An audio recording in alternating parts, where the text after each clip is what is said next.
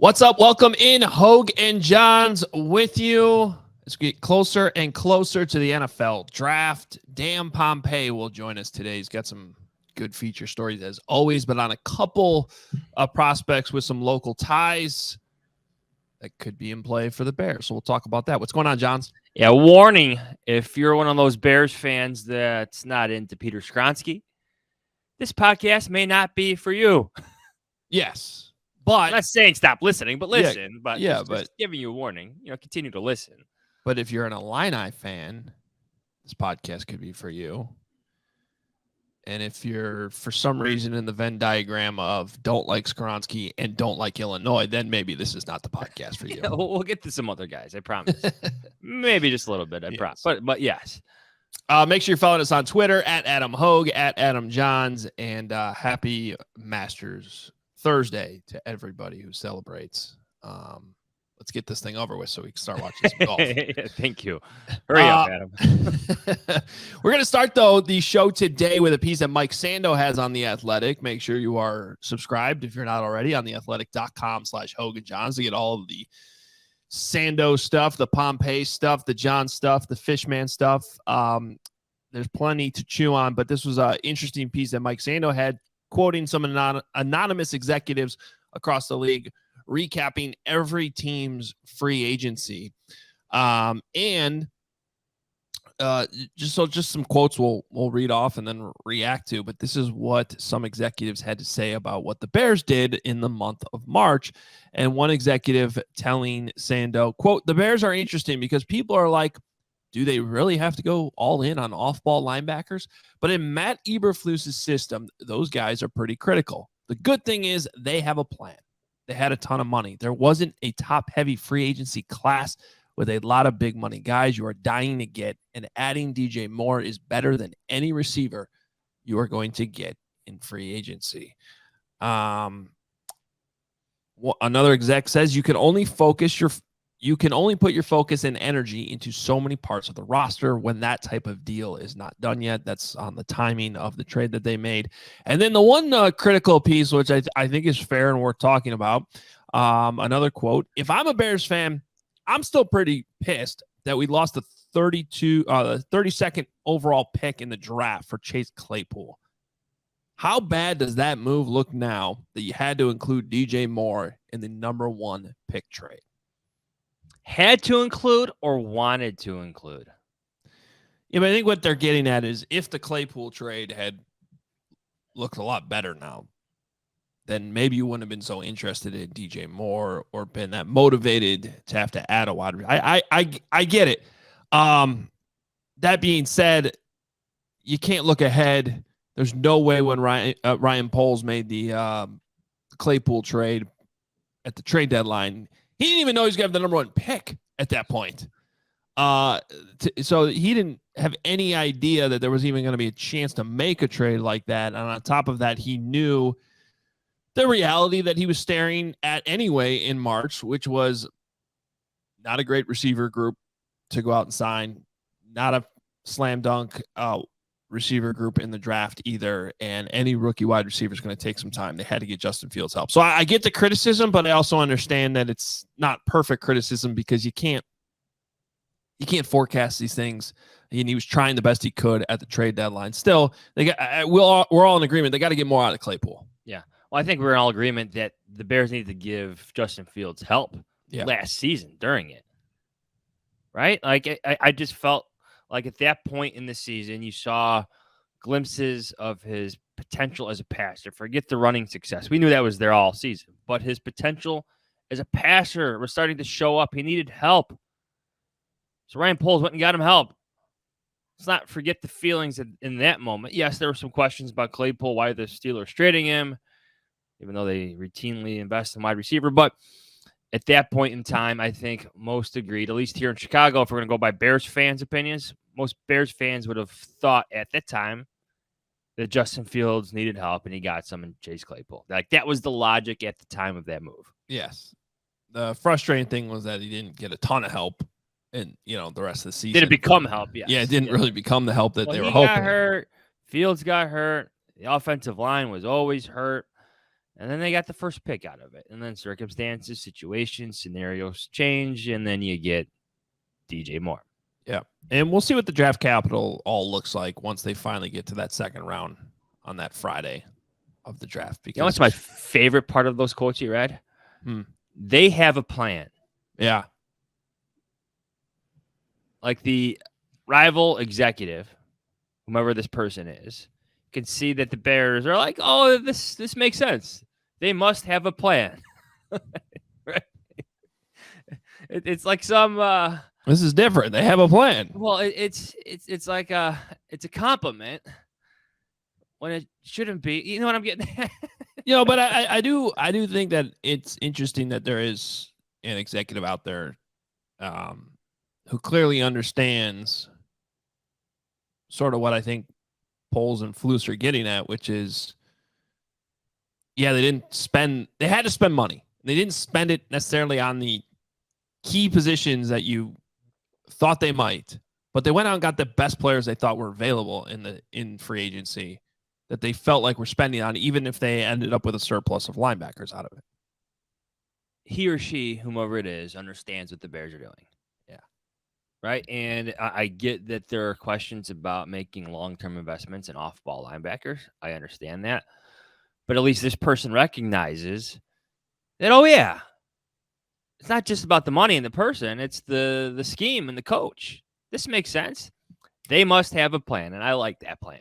Yeah, so good stuff from Sando there. Make sure you check it out on The Athletic. That's just the breakdown he had on the Bears. It's also interesting to hear the Panthers side of that. And then if you're interested in all the teams and sort of how they're being viewed at around the league for the moves that they've made or not made so far this offseason, that's all there for you on theathletic.com/Hoge and Jahns.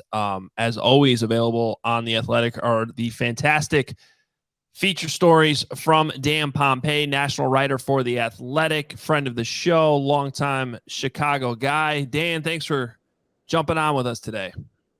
Well, it's good to be with you guys. It was good to see you in Phoenix at the NFL meetings, and it's an exciting time of year, especially in Chicago, right? When you got the top 10 pick, or you make a big trade like that, of course. Dan, can we start with the piece you wrote a while back on Peter Skoronski? You know him very well from Maine South over here in Park Ridge. I like the pick. Like any mock draft that has Peter Skoronski there, like I like it. I get it. Fills a need. Great player. But a lot of Bears fans don't seem to like it. Can you just maybe take us through your background with Peter quickly? Well, it's really an unbelievable story for me because I've known Peter since he was about 4 years old, and met him through a Bible camp at school and at church, I should say, with his parents. Became good friends of mine, and his father and I coached a soccer team that Peter was on, my son Michael was on. And anyway, I've seen the kid grow up, and I know everything he's about, and I would bet heavily that he's going to be an outstanding NFL player. I bet he was that one big kid in the soccer game, right? Just kind of like running everybody over. Yes. He was always the real big kid, and at a very young age, just real thick kid, and one of the best athletes at anything he did. He was able to play up with other kids, and people sometimes think, well, these offensive linemen, they're just big, but they're athletic too. And in his case, I think he's got great feet, which I saw again at an early age, and he's got great ability to move around, which can compensate for those short arms that everyone likes to talk about and dismiss him because of. Dan, I got to see him when I was still doing sidelines for Northwestern make that transition from Maine South to the Big Ten and just step in from day one at left tackle, which just doesn't happen. It really does not happen a lot. Even these highly recruited tackles that go to, look at Paris Johnson Jr. went to Ohio State. He started at right guard, and I don't even think he played right away as a freshman. So it's just a very rare thing to do. And I just remember from standing on the sideline and not only seeing what was going on the field, but also literally the offensive line meetings on the sideline during the games, how much that they immediately trusted him and felt like he was an anchor there. because you knew him so well at Maine South. What do you remember from that transition he made? And did it, as well as you knew him, did it still surprise you that it went that seamless going from Maine South to the Big Ten? Yeah, I don't think you really expect any kid to go from high school to the Big Ten and become an immediate starter who is a real success. And Peter wasn't supposed to do that. You know, Rashawn Slater was supposed to be the left tackle at Northwestern Peter's freshman year. And Rashawn ended up deciding late, it was the COVID year, decided that he was going to go in the NFL. And he went in the NFL and he had this hole at left tackle. You know, I think initially the plan was that Peter was going to either be a backup or maybe they'd try him at guard a little bit, see what happened. And then they had this need. He went out there and he killed it from day one. And he was a really good player as a freshman, and he's been a really good player every year he's been there. And he's really, you know, he's excelled at every step, every stage of his development. And, you know, I think it's rare to see a player who's got as many snaps as he has throughout his entire life, where, you know, almost all of them have been really outstanding snaps. And it's in his genes too, right? It's in his blood, his DNA. Can you maybe take us through the connections while they're to the Packers of all teams? Yeah, so his grandfather was Bob Skoronski, the left tackle of the Lombardi dynasty. And he was one of the two players that Lombardi himself picked to be his captains, the other being Willie Davis, the Hall of Fame defensive lineman. And yeah, Bob was, you know, he was a stalwart with the Packers for many years. Bart Starr, when Bart was around and, you know, really sharp, he would call those of us who were on the Hall of Fame senior committee and try to lobby for Bob Skoronski to be a Hall of Famer. That's how much Bart Starr thought of him, and he thought, you know, he was the player who blocked for him, who was most deserving of being in the Hall of Fame, who was not at that time. So, and then Bob's son, Peter's father, is also named as Bob, who's my good friend. He played at Yale as a defensive lineman and was a 4-year starter, heck of a player, all conference at Yale. So it definitely is in Peter's blood. When you write this story, I'm curious, like, what type of feedback do you get from some of your friends around the league who are researching Peter Skoronski, who have him as one of their top offensive tackles? Like, what type of feedback did you get, and what have you heard about his draft status? Yeah, that's an interesting question, because I did hear from people. I've heard from, you know, coaches and scouts and people, different levels of organizations who asked me a little about him. And I had a number of people say, do you think he'll last to our pick? You know, I can tell you there are a lot of teams that really love him, and he's not going to be around very long especially if he gets past that area where the Bears are drafting. So, you know, I think it's, like I said, this was an unusual situation for me where, you know, I know as much or more about a prospect as people in the NFL. Well, we know they researched him that far back too, so it doesn't surprise me that they would call you. Before we get to Devon Witherspoon too, because you have a story up on him that was really fascinating, and we're also talking about a possible top 10 pick there with him. Just what do you make overall with, because every time I look at Skoronski, it's like he in many ways, and there is no such thing as a perfect prospect because there's always something, but he checks pretty much every box except for the arm length. And what do you make of that, especially when you talk about the Bears and we know how much this regime puts an emphasis on those athleticism scores, which he has, but also length, and he doesn't quite have that. Like, how would you approach that if you're the Bears and try to plug him in, or do you just pass because he just doesn't have that length? Well, I think, you know, really you have to look at the game tape. To me, that says everything. If you feel like his arm length showed up in a negative way when he was trying to block pass rushers, especially pass rushers with long arms, then you'd say, well, knock him down a little bit, or maybe he can't play left tackle. But if he handled those pass rushers and he was able to compensate for whatever he lacked in arm length with foot quickness and technique and strength, which are 3 areas where he excels, well, then you say it really doesn't matter as much.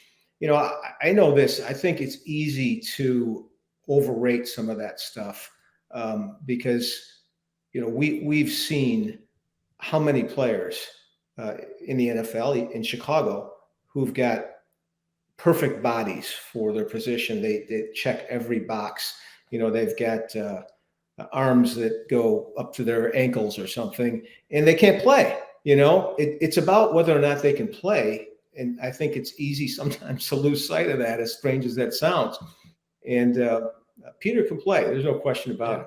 Well, that's a good segue into your next story in Devon Witherspoon, because it's kind of similar, right? Top 10, top 15 talent, but it's not arm length. It's called weight, right? He weighs 183 pounds, maybe 190. So tell us about him a little bit. Yeah, he's another guy. He's been kind of underrated and overlooked his entire life because he's just a small guy. He's not short. He's 5'11", but he's always been thin. When he started playing, he didn't start playing football. He was a junior in high school. He weighed about 140 pounds at the time. Showed up at Illinois, was about 150, and he's steadily gained weight. But his lack of bulk has never impaired him on the field. He's a big hitter. He's a solid tackler, and he's a guy who's been able to cover physical receivers and stay with them man to man.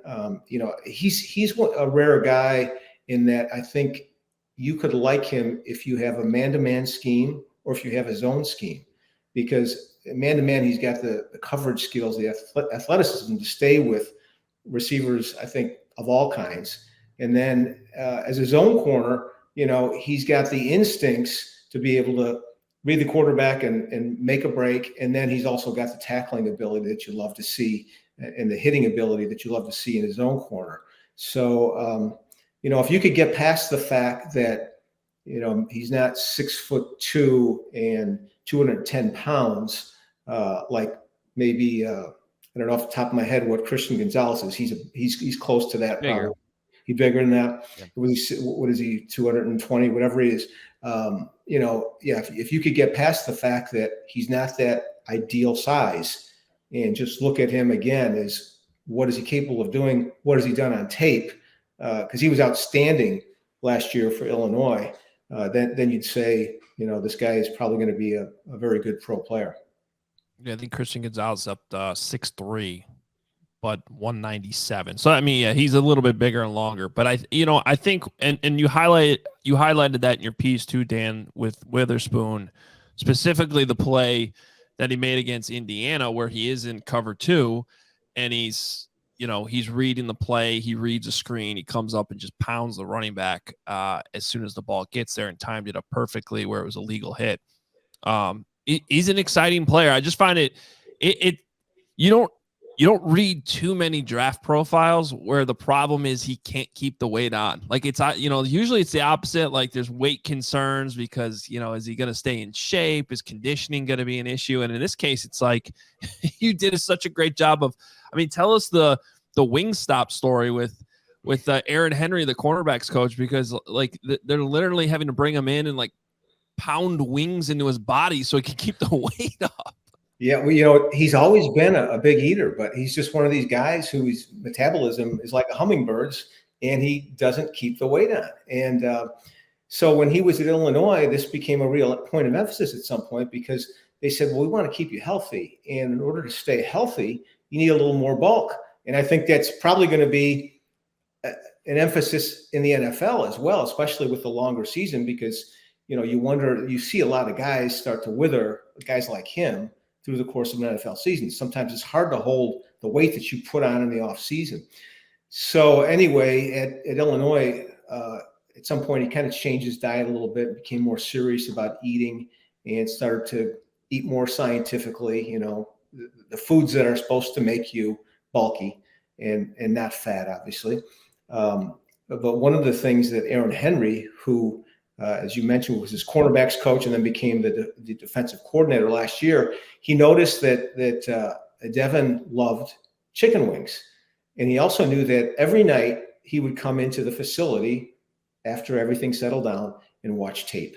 So what he did is he would go to Wingstop on those days and get a big platter of chicken wings, up to 75 chicken wings, bring them in, put them in the film room. And he knew that if he came in that film room, Devin would be sitting there with a big plate of wings and devouring them. So, and that was one of the things that helped him maintain his weight last season.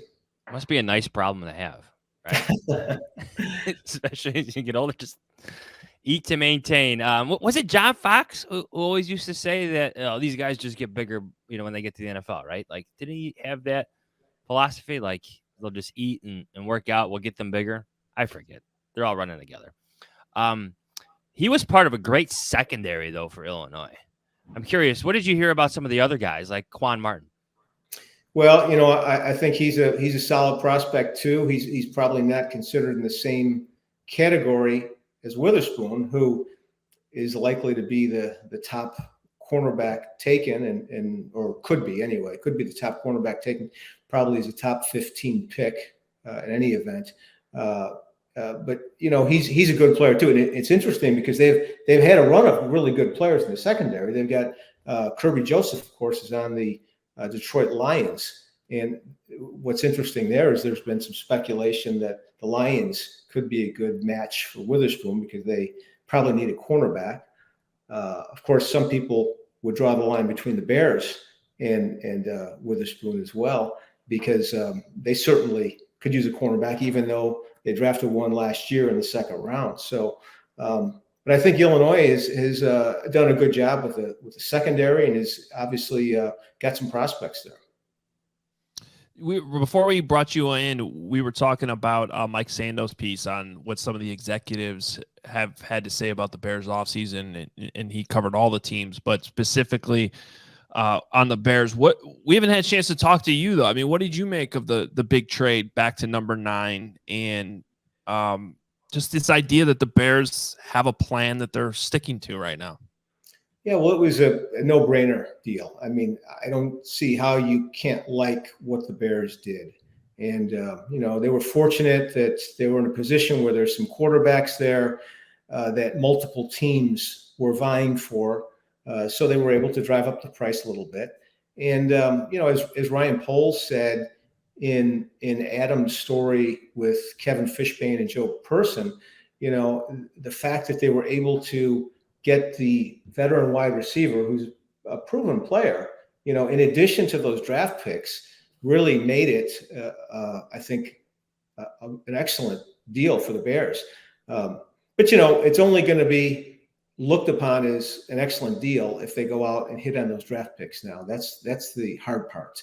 And that's what's really important moving forward, that not only this year, but in the coming years with those draft picks, if they cash in. And, they've got a good chance this year to add a really good player or to trade down again and make more selections out of the 9th pick in the draft. But I think, they're really positioned well, and that's all you can judge them by at this point is that they've done a good job of positioning themselves. What are you hearing about maybe some of the strengths and weaknesses of this draft? I remember in the past you used to do stories like that. I'm just curious, like, where do you think the Bears can afford to wait in terms of certain positions? Well, I think you're always balancing like what your needs are in terms of, if you miss a guy, can you get that guy later or not? And, when you look at what they've done in free agency, I think, you see 2 areas that are glaring for them that they really have not addressed as much as I probably feel that they need to address, and that's both lines. And, the best place to get those kinds of players, offensive linemen, pass rushers, defensive tackles, is high in the draft.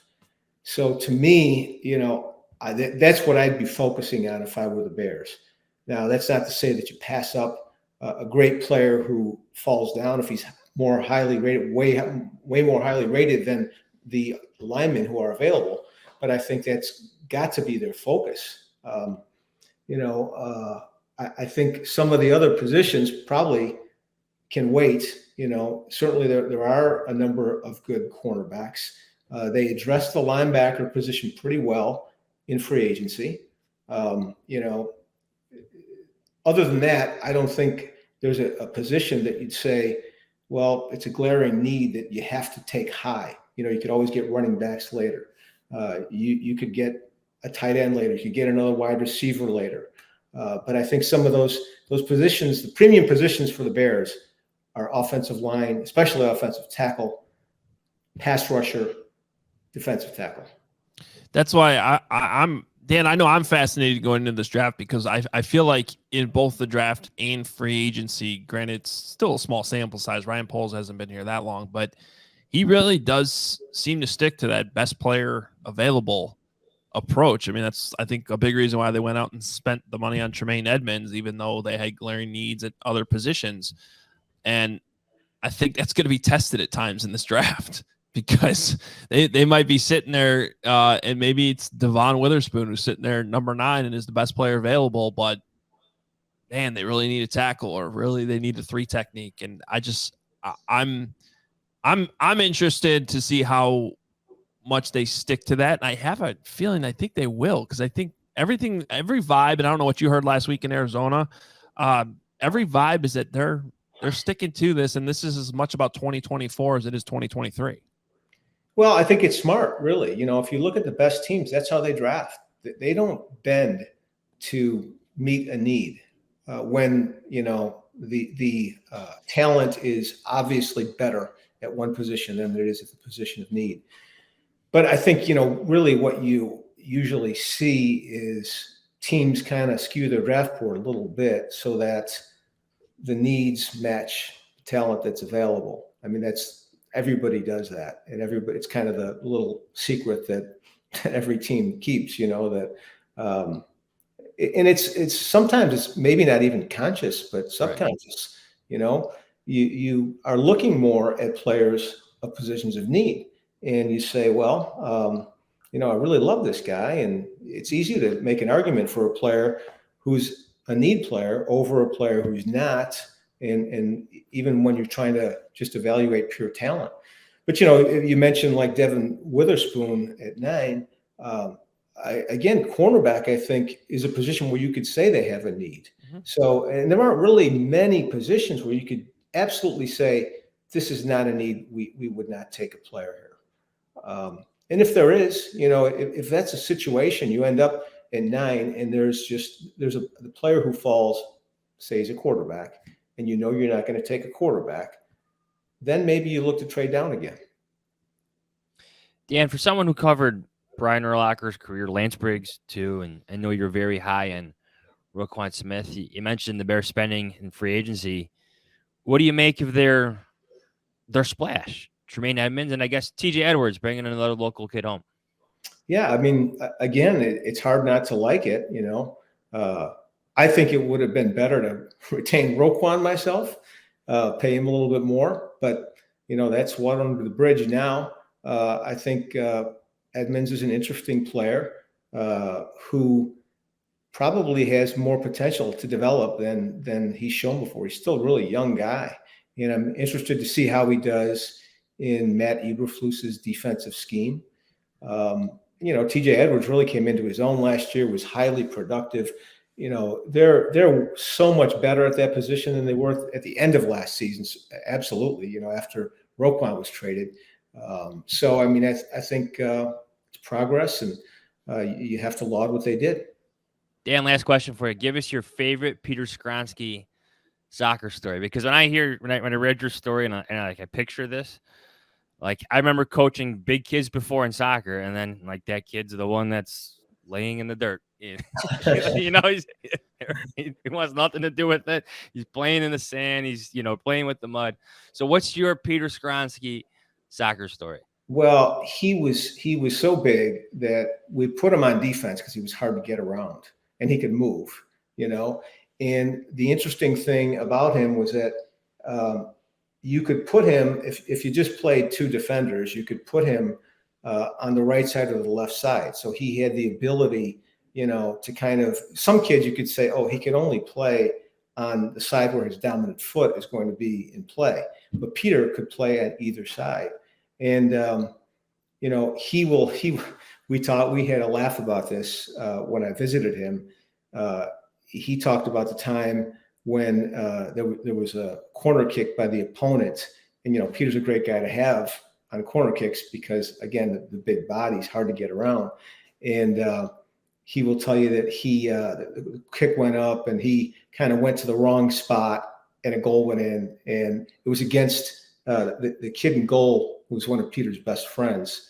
And Peter kind of never got over allowing this goal to the kid. But that's Peter. He would tell you about a story where he didn't do something right. And he would never talk about something that he did right, which was 99% of the time. He's a very humble kid.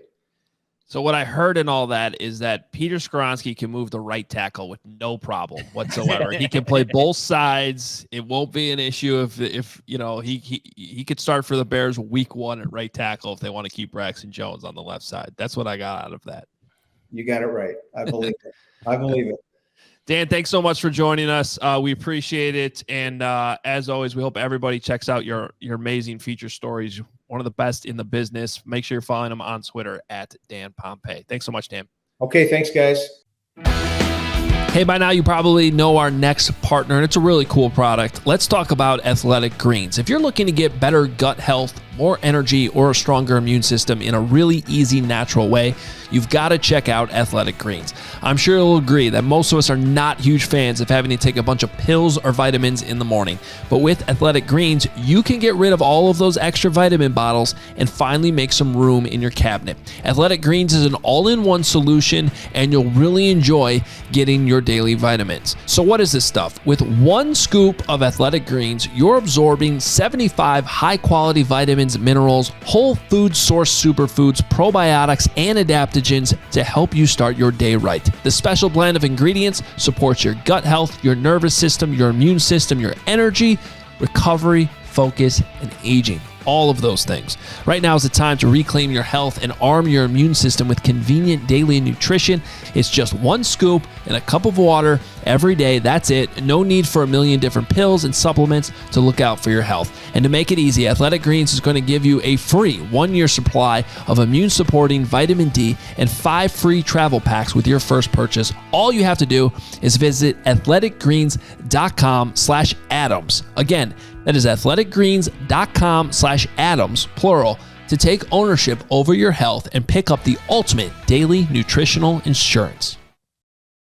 Good stuff with Dan Pompei. He's got a way of pulling out those little stories, like the Wingstop thing with Devin Witherspoon, which I really enjoyed. So, well, and the Skoronski one is special to him because it's the anecdotes are personal, right? Yeah, so if you didn't see that, because that came out, I want to say in late February, I'd say go back and check it out for sure. Yeah, I'm still cracking up my own self because I've coached, soccer. I got 3 sons, right? You walk out to the soccer field. Oh, this is our team. You get the one huge kid. Like, all right, this is gonna be fun. We're gonna move the ball, and then he just stinks. I sound like a jerk, total jerk. But you know what? All the dads listening, all the moms listening right now who have coached sports, and you try to size up the kids on your team, because you want to be successful. It's it's all about learning. I get it, especially at a young age, but you want to move the ball. Right. See, my son is he definitely likes baseball and golf more. And I don't even know if he's going to, and probably basketball too. I don't know if he's going to play soccer this year, but he's the kid that he doesn't sit around and play in the grass. He's constantly moving. He just has no idea where he's going. He's just kind of flowing with the ball. Like the ball goes that way. He just sort of goes that way. And he's just sort of. No, I know what you're talking about. It's just getting his exercise in. It's great, but he really has no desire to actually go get the ball or make a play. He's just sort of moving with everybody else. He runs with the motions of the ball. Yeah. Right. Hey, I know what you're saying. My son, Marty, he was a problem on the soccer field. He wants to play again, but he was tackling people. Yes, youngest of 3, and like just unnecessarily violent for like a 4-year-old. For a 4-year-old. He's probably listening to me right now, like and annoyed, somewhere in the other room, in the living room. He's Over getting there. red cards. They don't even But have like red the cards. kids would be like on top, like you watch a kid's soccer game and there's like 3 or 4 kids like vying for the ball and they're kicking it within like an inch circle of each other because they can't get it up through their feet. He would come in and just like whoosh, like I don't know, like he's Macho Man Randy Savage, like running through there, spreads him with his arms, kicks the ball out, and he's off. But yeah, unnecessarily violent. That was son 3. That's awesome. Son 3, unnecessarily violent. Yes, still to this. That's on his scouting report now. Yeah, I like it. You could say that about Devin Witherspoon too. No, that's necessarily violent. Yeah, that's true. It's not a necessity. Yes. I'll be honest, like I'm just starting to get into the corners a little bit more. So I was the good timing with Pompei's story coming out. He's sort of like the Bryce Young of cornerbacks, right? Because it's like does everything right, exactly what you want for him, plays with instincts. When he's out there, you can trust him. But is he going to hold up at the NFL level? Like, does he have the body type to withstand the violence at the next level? And I don't know. I mean, I certainly wouldn't blame a team if they're just like, is he going to be healthy? But then again, like as Dan pointed out in his story, he only had one real injury in college, despite the size. But it's much different, obviously, going from the Big Ten to the NFL in terms of the collisions and withstanding the pounding, and there's more games that you play throughout the season. My favorite Bears scenario that is not discussed enough, I think, is what if they take a cornerback at number 9? Mm-hmm. What if Gonzalez is there? What if Witherspoon is there? And you like him that much better than these offensive tackles. Ryan Poles himself has called cornerback a premium position. He said it. Said it over other positions. Yeah. And I still think it's a big weakness. That I don't know if the reaction, like the Bears fans' reaction, I think there'd be some shock because of the offensive lineman there. Yeah, but they would suddenly have a really good secondary and really good linebackers to go. And yes, there's still questions on the D line, and that's probably what makes it all go. But maybe you still find that guy in the second round. By the way, I did the math wrong earlier. So when I misspoke and said Christian Gonzalez is 6'3", he's not 6'3", 6'1", basically almost 6'1.5", but still has let's see here. Wingspan is 76.8 inches, and Witherspoon is 73. So yeah, he's got a little bit more length than Witherspoon does. But what's his wingspan when it comes to putting wings in the body? I think this is fun facts we need Dan Pompei to get up. I know. Well, it's slacking on the Brugler top 100 I'm looking at right now with this information. I don't see that metric included. Wingspan. How many wings? How many wings can you eat? That should be a combine measurement, in my opinion.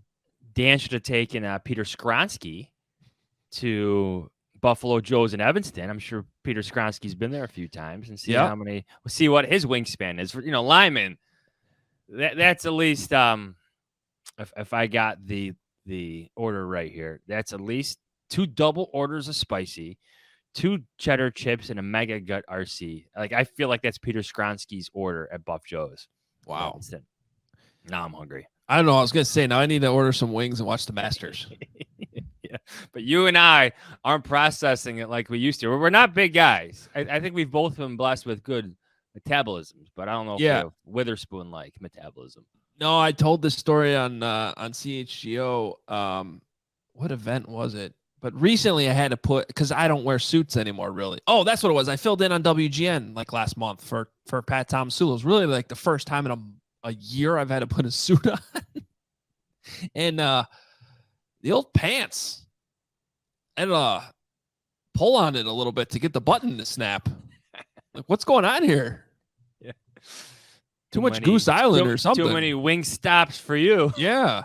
Never dealt with this in my life. So I don't know. It's at some point for Witherspoon, it's going to become an issue, but he's still only 22 years old. So I think he's got some time. Very intriguing player. And we didn't even talk about Joey Porter Jr. I loved watching Joey Porter Jr. play too at Penn State. I mean, there's 3 good players there. See, you know what this keeps coming back to? It keeps coming back to trading back. Like, just in my own evaluations, I feel very confident if the Bears move back 5, 6, even 7 spots, they would still land one of these players that I still really, really like. Like a Darnell Wright? Yeah. So we talked about him yesterday. He's, let me bring up his. Will Anderson at the Combine called him the toughest player he faced. Yes. And that was his best tape. And that matters that was against Will Anderson. So here's a couple things from doing some research and watching some of his film. He does not have a lot of experience in the Bears zone-based scheme. So that's one thing. However, I still think he's athletic enough to do it if he's playing right tackle. I think he probably is a right tackle at the next level. And I don't know, he's sort of a one-year wonder at Tennessee. That's not like the one. He was very recruited. He was highly recruited. He was like a top 10 recruit coming out of high school. And then he didn't do that well at left tackle. They moved him to right last year and he played a lot better. So maybe that's a sign that he'll figure it all out. But I like him. I don't love him. I don't think I love him in the first round. And I don't think he's going to last to the second. I think he goes in the first round. Yeah. Offensive tackles always move up the team's boards because, well, like Dan said, it's a premium position, and the best place to get them, starters, first 2 rounds. Yeah. And the hit rate is usually pretty good as opposed to other positions. Yeah. We have some video on him against Will Anderson on our CHGO draft board if you haven't checked that out yet. For CHGO diehards. We got what I've been working on all week. It's been a week. But it's all good stuff. Quickly before we go, hold on. Let me pull this up real quick. Yeah. It's loading. Hold on. Dane has 1, 2, 3, 4, 5, 6, 7, 8 offensive tackles in his top 100. Yeah. And 1, 2, 3, half of them have first round grades. Well, he's got right at 24. Right. Matthew Bergeron is a name I keep an eye on, by the way, for the Bears in the second round. The Cuse? Just throwing it out there. Syracuse. Athletic. Yeah. Mean. Probably a guard, right? Maybe tackle. Okay. Yeah, I saw he was at the Senior Bowl. Yeah. Right? Yeah, I think he was. So, all right. Interesting. A Syracuse offensive lineman. You gonna miss me next week? Not really, because that was a fast answer. No. Only because Twitter asked us to explain our soundboard. That was Mike Glennon. Yeah, that was Mike Glennon. No. Okay, so actually, I saw that tweet and I was going to respond to it, but I was losing my mind. We talked about doing that as like a off-season episode where we go through the soundboard. Did we ever do that last year? No, we never did. Not in depth. Maybe this year we should. Okay, because I like that idea as like a mid, June or July episode when things really slow down. I think it's a good idea. So I think we should put that on the schedule. I like it. On the schedule for next week, why I'm not going to miss you, at least on Tuesday's episode. I'll probably miss you on Thursday when Kevin's here. Herb Howard is going to co-host on Tuesday. Love it. I'm really excited about it. And I didn't even know this. You guys handle this, but Dane Brugler's coming on. Yes. So we're going to have Herb Howard, who's awesome and really knows football. And if you're not familiar with Herb, you should be. That's why we're going to have him come in. He's really entertaining from It's the Bigs and ask great questions at House Hall. So I'm really excited about that. And then Dane Brugler is going to come on. And I think at that point, the Beast will be out. Do we know that for sure? That is correct. It should be out on Monday. Okay. So the Beast is coming out Monday and Dane's joining us Tuesday with Herb Howard. So honestly, you should probably cancel your vacation and join us. It's going to be a beast of the show. I'll watch on YouTube. I'm not canceling my vacation though. What part of the world are you going? The mountains. The mountains. I'll tell you about it when we get back. Yeah, I love the that. mountains. Well, that's why I asked. I didn't ask for any specific place, just the mountains. I'm a secretive guy. I know. That's why I asked the way I did. I like that. So find John's in the mountains somewhere. Exactly. Some mountain. That narrows it down. All righty. Fun episode with Dan Pompei, and really appreciate his time. Make sure you go read, even though we talked about it, make sure you go read his profiles on Peter Skoronski and Devon Witherspoon, and really everything else he writes, because it's incredible as always. All right, we're out of here. Johnson's going on vacation. Enjoy your trip. Thanks, man. Well-deserved time off for you. When you get back, we'll be in full draft mode. I also want to mention, if any of our Hoge Jahns listeners want to come out, we are having a huge draft party for CHGO at Joe's on Weed on both Thursday and Friday for the draft. It's going to be huge. We're doing our live shows from there. And if you want to come out and join us, please do. The tickets are on sale right now at allchgo.com. And for CHGO diehards, you get a big discount. So, and this includes a drink package. Wings? Premium drinks. No wings. I mean, you can get wings, but that's not included. But all your drinks all your Goose Island, all your premium drinks, it's all included. So it's a great deal. And we're going to have a lot of fun. It's both Thursday and Friday. So if any Hoge Jahns listeners want to come out, please do, because we will be celebrating the draft and having fun for both of those nights. I can't wait. We're getting there. I'm officially in excitement mode for the draft. For draft? Yeah. For the draft? This is where it gets long-winded a bit. A little bit, but I still have so much work to do that it's been entertaining. The Bears had a round of, they're still continuing to today, top 30 visits, more next week. Yeah. It's getting there. And then they'll finalize everything probably a week or two out of the draft. But it's sneaking up on us. So, all right, Johnsy's out. Have fun on your vacation, and we'll be back next week. 2 more episodes while he's gone, Tuesday and Thursday. Really excited for Tuesday with Herb Howard and Dane Brugler jumping on the show. We will talk to you then. See ya.